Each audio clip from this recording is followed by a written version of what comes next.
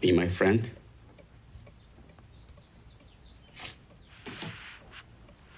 Godfather?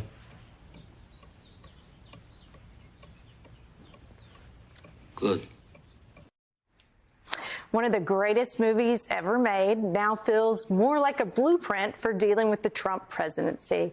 Kiss the Ring or Feel the Wrath of the Don.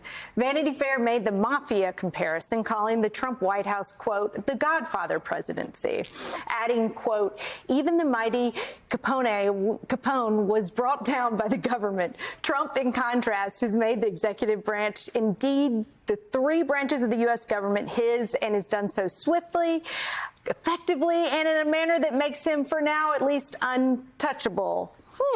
Okay, well, we're going to discuss it now. Joining us now is Hayes Brown, MSNBC daily columnist and editor, and former Democratic Congressman Max Rose of New York. He's also a senior advisor for Vote Vets. Okay, so Al Capone, Donald Trump. Capone. You gotta throw the accent on there. What if I slipped and had a J in there? That would have been good television. That would have been good television. Here we are. I know. I think more effusive hand gestures will make up for it. That was fantastic. So, first of all, for all my Italian brothers and sisters out there, the mafia does not exist, has never existed, will never exist. So, do you think Italians are the last acceptable? One of my Italian friends says that Italians are still socially acceptable to be mean to. She thinks that's wrong. 100%. So, That and short men are yes. both. You can make fun Exactly. of both without any societal disclaimers.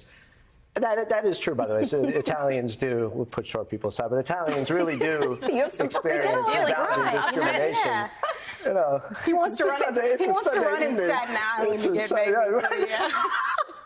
But I mean, I do think that Donald Trump is running a criminal enterprise here. There's absolutely no doubt, and no member of the Republican Party will stand up to him, to include members of the House or the Senate. And that was actually the purpose of the separation of powers, that this wasn't about political parties. But what I hear from members, still serving, is that they're astounded the degree to which these Republicans will hold overnight hearings, will do anything, will contradict themselves. It does not matter how embarrassing they are to themselves. They will do whatever Donald Trump needs them to do. There are other institutions, of course, that have caved beyond the Republican Party. You've seen a lot of universities cave, law firms cave. Actually, the thing that I like most about the law firm arc is that a lot of those law firms thought that they were acting in their own narrow financial interest by caving to Donald Trump on these ludicrous things that he was asking them to do. And then they lost all their clients. Right. So it's like nice to see some comeuppance here. What would it take, do you think, for other institutions to start fighting back more? Like, do they need to face consequences that incentivize them to stand up? Yes, absolutely. They need to face consequences, and they need to see that there is an alternative to just caving. Because what baffles me is how time and again we see the "don't hit me" response to Donald Trump, where you see groups cave before anything has really been done. We just saw I'd forgotten that The Godfather was a Paramount picture until we just showed that clip and there was a little bug at the top. And it's wild because Paramount just signed over, what was it, several $16 million to the Trump Presidential Library Fund in order to make a lawsuit that was entirely frivolous go away. That is a prime example of the urge to say, I have no power here, and make that into a truism. Like, by saying, oh, there's nothing we can do here, they make that into fact. How alarmed are you by the Paramount CBS? I mean, the implications for our industry, really. I mean, it's obviously part of this long line of examples Catherine just spelled out here. But at a time when our industry is trying to gain trust, rebuild relationships, this certainly can't help. No, I feel like the terribly ironic thing is the people at the top of the corporations who are making those decisions, which are separate from CBS News or ABC News when the Disney Corporation signed over their $16 million agreement, they're looking out. They probably do think that they are acting in their own best interest, that they are working to make sure that their other deals don't get hindered by the FCC. They're working to make sure that it really does boil down to giving favors in order to get favors. So I am worried that without a solid, independent, financially stable media, that it's going to be impossible to push back on that. If you have to worry about what is going on at the level so much higher above you when you're trying to tell the truth, that is a terrible recipe for democracy and for our country.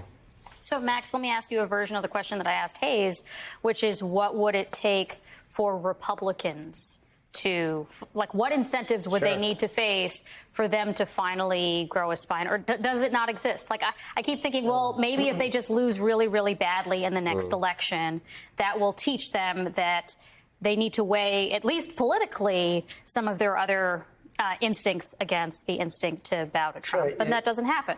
Well, I used to think that it was, when it came to a really bad bill that took away health care from tens of thousands or hundreds of thousands of their constituents, that they would stand up. And we know, by the way, that this is a politically horrible bill for Republicans because two of perhaps the most astute Republican swing district members, Susan Collins in the Senate and Brian Fitzpatrick in the House, both of whom have won Biden-Harris districts pretty consistently, they both voted against this bill.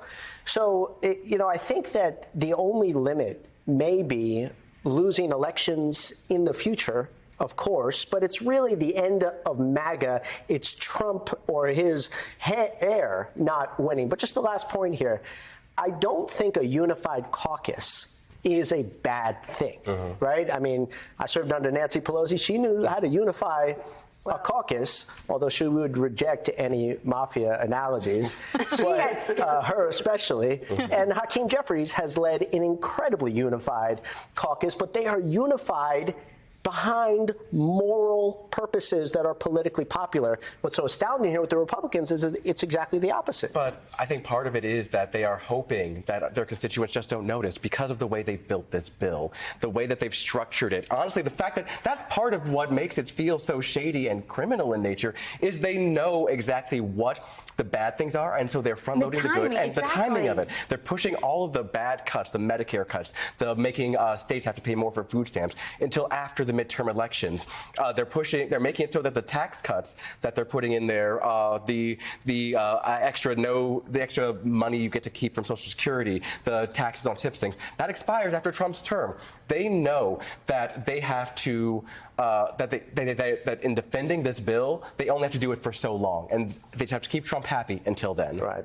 But that is a miscalculation, though, I would say. I mean, you already saw a public hospital in Nebraska close down, citing these Medicaid cuts, and there's going to be more hospital closures, nonprofit closures in anticipation of these Medicaid cuts. Max Rose, Hayes Brown, thank you both so much for being here at the table this evening.